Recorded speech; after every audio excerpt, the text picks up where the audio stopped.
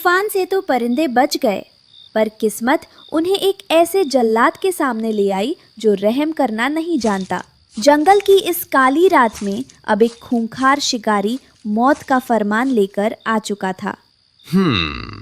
तूफान ने तो सिर्फ पेड़ हिलाए थे, पर इस बिल्लू का खौफ पूरे जंगल की रूह हिला देगा। रानो, तूने तूफान से तो अपने तिनके बचा लिए, पर मेरे पंजों से अपनी जान कैसे बचाएगी? सुबह का समय था, पर जंगल में कोई चहचहाहट नहीं थी। चारों तरफ अजीब सा सन्नाटा था। हरिया तोता बहुत गंभीर हालत में उड़ता हुआ आता है। उसके दाहिने पंख जख्मी था और कुछ पंख उखड़े हुए थे। रानो चिड़िया, बंटी कबूतर और कालू कौवा उसे तुरंत घेर लेते हैं। रानो, पानी सरते ऊपर जा लिया से। शहर का वो जल्लाद बिल्लू बिल्ला जंगल की सीमा पार कर चुका से। उसने कल रात तीतरों के पूरे खानदान को साफ कर दिया। वो कोई आम बिल्ली ना से, वो साक्षात यमराज से। मैंने सुना है वो भूख के लिए नहीं, बल्कि तड़पा कर मारने के शौक के लिए शिकार करता है। उसका सामना करने का मतलब है खुदकुशी। हमें ये जंगल छोड़ देना चाहिए। पीठ दिखाकर भागने वालों को मौत जल्दी दबोचती है बंटी भैया। अगर वो शिकारी है तो हम भी इस जंगल के पुराने बाशिंदे हैं। अपनी जमीन और अपनी जान के लिए हमें आखिरी दम तक लड़ना होगा। रानो चिड़िया एक पुराने बरगद के खोखले तने के अंदर कोयले से जमीन पर नक्शा बना रही थी। कालू कौवा, गौरी कवि और बबली कबूतरी गौर से देख रहे थे। बाहर अंधेरा बढ़ रहा था। बिल्लू हमसे ताकत में 10 गुना बड़ा है, लेकिन दिमाग में नहीं। उसकी सबसे बड़ी कमजोरी है उसका घमंड और उसकी आंखें। रात के अंधेरे में उसकी आंखें रोशनी के प्रति बहुत संवेदनशील हो जाती है। लेकिन हमारे पास कोई हथियार तो है नहीं। हम हवा में उड़कर कब तक बचेंगे? वो रात को सोते हुए हम पर हमला कर सकता है। कालू, हमारे टूटे हुए कांच के टुकड़े वो तूफान में भले ही बिखर गए, पर उनकी धार अभी भी तलवार जैसी तेज है। हम उनका इस्तेमाल कर सकते हैं। बिल्कुल सही गौरी, हम उन कांच के टुकड़ों को पेड़ के नीचे इस तरह छुपाएंगे कि जैसे ही वो छलांग लगाए वो उसकी आंखों और पंजों को चीर दे। लेकिन इसके लिए हमें उसे सही जगह पर फंसाना होगा। मीटिंग खत्म होने के बाद सब चले जाते हैं। तभी एक घनी झाड़ी के पीछे वहाँ कालू कौवा चुपके से बैठा है। उसके सामने अंधेरे में बिल्लू बिल्ला की आंखें चमकती है। कालू डर से कांप रहा है, पर उसके चेहरे पर लालच है। बिल्लू महाराज, जैसा आपने कहा था मैंने सब पता लगा लिया। रानो ने आपके लिए कांच का जाल बिछाया है। अगर आप पेड़ के बाईं तरफ से हमला करेंगे तो आप सीधे रानो के घोंसले तक पहुंच जाएंगे और कांच से भी बच जाएंगे। बहुत अच्छे कालू, तूने अपनी जान के बदले अपनी ही बिरादरी का सौदा कर दिया। आज रात रानो का खात्मा होगा और कल से इस जंगल का राजा तू होगा। पर याद रखना, अगर चाल उल्टी पड़ी तो मेरा पहला निवाला तू होगा। दुश्मन के वार से बचना फिर भी आसान होता है, पर आस्तीन के सांप का डंक सबसे जानलेवा होता है। कालू ने चंद सांसों के लिए पूरे जंगल के भरोसे का कत्ल कर दिया था। रानो, मन ने कुछ गड़बड़ लागे से। कालू के हाव भाव बदले बदले से हैं। वो शाम को मीटिंग के बाद झाड़ियों की तरफ गया था। मुझे मालूम है हरिया भैया, कालू कभी इतनी आसानी से लड़ने को तैयार नहीं होता। लेकिन वो नहीं जानता कि मैंने मीटिंग में जो नक्शा बनाया था वो असली था ही नहीं। मैंने जानबूझकर गलत योजना बताई थी, क्योंकि मुझे शक था कि हमारे बीच कोई गद्दार है। ये बात करे से रानो, इसका मतलब असली जाल कहाँ है? असली जाल बाईं तरफ ही है, जहाँ कालू बिल्लू को भेजेगा। बेवकूफ रानो, तूने सोचा था तू मुझे हरा देगी। कालू के बताए रास्ते से मैं सीधे तेरी गर्दन तक पहुंचूंगा और तुझे तड़पा तड़पा कर मारूंगा। शिकारी सोच रहा था कि वो अपनी शिकार की तरफ बढ़ रहा है, पर वो ये नहीं जानता था कि वो खुद एक मौत के चक्रव्यूह में कदम रख चुका था। बिल्लू बिल्ला जैसे ही पेड़ के बाईं तरफ वाली डाल पर कूदने के लिए छलांग लगाता है, रानो ऊपर से एक भारी सूखी लकड़ी नीचे गिरा देती है। लकड़ी के गिरते ही एक जोरदार आवाज होती है। थड़। बिल्लू का संतुलन बिगड़ जाता है और वो सीधे उन कांच के टुकड़ों पर गिरता है जो जूट की रस्सियों से जाल की तरह बुने गए थे। मेरे पंजे, मेरी खाल, ये क्या है? कालू, तूने मुझसे गद्दारी की। कालू कौवा दूर एक डाल पर बैठा ये देख रहा है और उसके होश उड़ जाते हैं। वो कांपने लगता है। नहीं महाराज, मैंने सच कहा था। मुझे नहीं पता था कि रानो ने रास्ता बदल दिया है। मुझे बख्श दो। जंगल के सारे पंछी, रानो, हरिया, बंटी, बबली और गौरी एक साथ आसमान में उड़ते हैं। उनके पंजों में नुकीले पत्थर और कांच के बड़े टुकड़े हैं। हरिया तोता सिग्नल देता है। मारो साले ने, आज यो डाकू बच के ना जाना चाहिए। दिखा दो जंगल की ताकत। सभी पंछी एक साथ बिल्लू की आंखों पर पत्थरों और कांच से हमला करते हैं। बिजली की तरह कांच की चमक बिल्लू की आंखों में लगती है। वो पूरी तरह लहूलुहान हो जाता है। तभी उसकी नजर पास की डाल पर डरे हुए कालू कौवे पर पड़ती है। बिल्लू सोचता है कि कालू ने ही उसे फंसाया है। कालू, तूने मुझे फंसाया। मैं मरूंगा तो तुझे भी साथ लेकर जाऊंगा। बिल्लू आखिरी ताकत लगाकर कालू पर झपट्टा मारता है। बिल्लू का एक भारी पंजा कालू के पंखों को चीर देता है। कालू जमीन पर गिरता है। बिल्लू खुद भी पेड़ से नीचे गिर जाता है। पेड़ से नीचे गिरने के बाद बिल्लू बिल्ला की रीढ़ की हड्डी में चोट लगती है।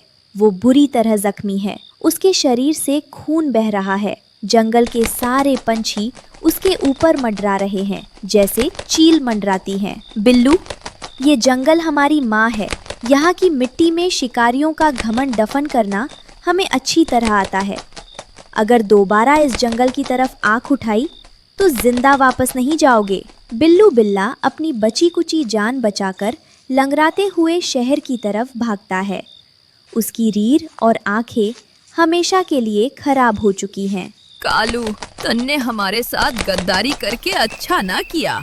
जमीन पर कालू कौवा जख्मी हालत में पड़ा है। रानो और बाकी पंछी उसके पास नीचे उतरते हैं। गौरी कवि की आंखों में आंसू हैं। रानो, मुझे माफ कर देना। मैंने अपनी जान के लिए तुम सबका सौदा कर दिया था, पर तुम्हारी अच्छाई ने और मेरी गद्दारी ने मुझे मेरा अंजाम दिखा दिया।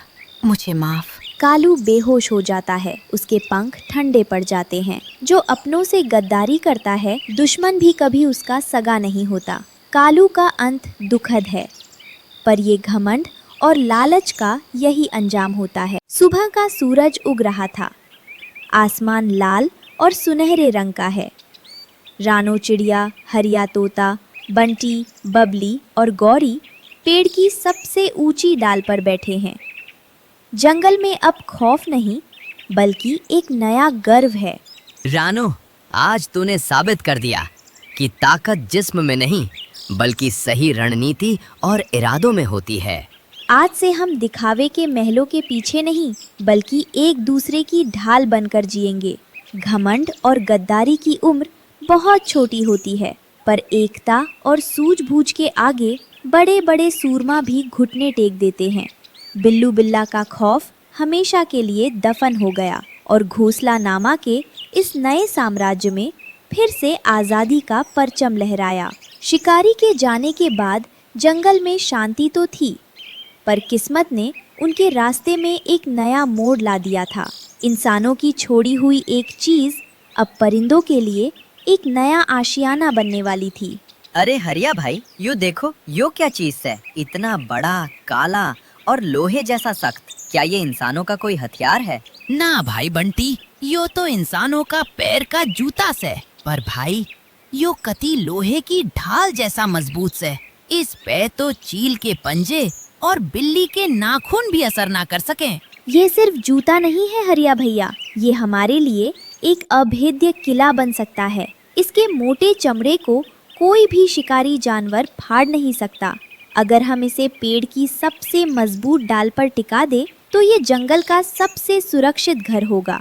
पर रानो, ये इतना भारी है कि हवा में झूलती टहनी इसका वजन संभाल नहीं पाएगी, और अगर ये नीचे गिरा तो इसके अंदर रहने वाला सीधा मौत के मुंह में जाएगा। इसीलिए हमें कूटनीति और इंजीनियरिंग का इस्तेमाल करना होगा। हम जूट की रस्सियों और बरगद की जड़ों से इसे पेड़ के मुख्य तने से बांधेंगे। रात का समय था। सभी पंछी मिलकर उस जूते को पेड़ पर सेट कर चुके थे। वो अब एक जूते का घर बन चुका था। रानो और उसके बच्चे अंदर सो रहे थे। तभी पेड़ के नीचे से कोई गुजरता है। वो बिल्लू बिल्ला नहीं है, बल्कि एक बहुत बड़ा जहरीला काला नाग है, जिसकी आंखें अंधेरे में पीली चमक रही हैं। वो ऊपर जूते के घर को देखता है।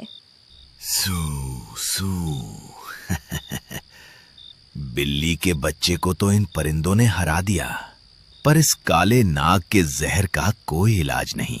उस जूते के अंदर जो चिड़िया बैठी है, उसके बच्चे मेरा रात का नाश्ता बनेंगे। अगली सुबह नाग पेड़ की जड़ के पास बैठा है। तभी वहाँ जंगल का एक और पंछी तीतर, जो कालू का करीबी दोस्त था, आता है। तीतर के दिल में रानो के खिलाफ गुस्सा है, क्योंकि उसे लगता है कि रानो की वजह से कालू मारा गया। नाग देवता, रानो ने उस जूते के घर को नीचे से पूरी तरह बंद कर रखा है। आप सीधे अंदर नहीं जा सकते, लेकिन उस जूते के आगे लेस बांधने के छोटे छोटे छेद है। अगर आप उन छेदों के रास्ते अंदर घुसेंगे तो रानो को भनक भी नहीं लगेगी। बहुत अच्छे। आज रात जब सब सो जाएंगे, मैं उन छेदों से रानो के किले में दाखिल करूंगा और पूरे घोंसले को कब्रिस्तान बना दूंगा। दोपहर का समय। रानो और बबली कबूतरी जूते के घर के पास बैठी हैं।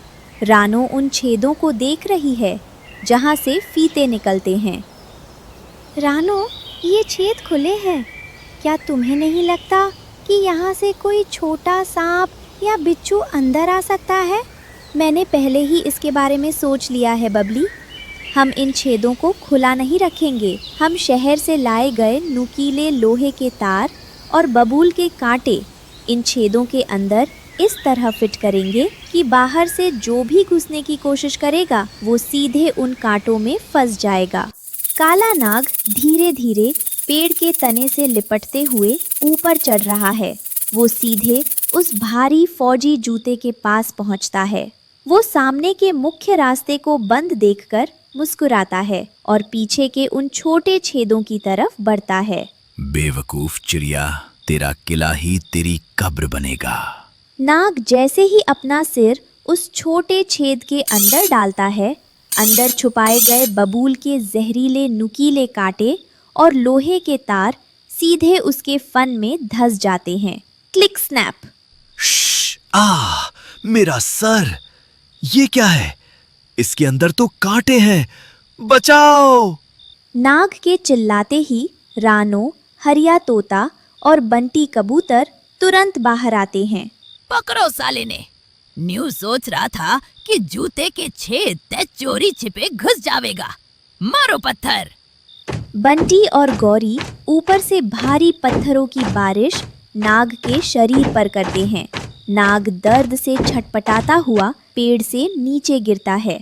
नीचे गिरते ही वो जमीन पर छिपे बैठे तीतर के ऊपर जा गिरता है। नाग गुस्से में तीतर को ही डस लेता है, ये सोचकर कि तीतर ने उसे फंसाया। नहीं नाग देवता, मैंने तो सच। तीतर वही ढेर हो जाता है। सुबह का सूरज उगता है। जख्मी नाग जंगल छोड़कर भाग चुका है। रानो और उसके दोस्त उस जूते के घर के ऊपर गर्व से बैठे थे।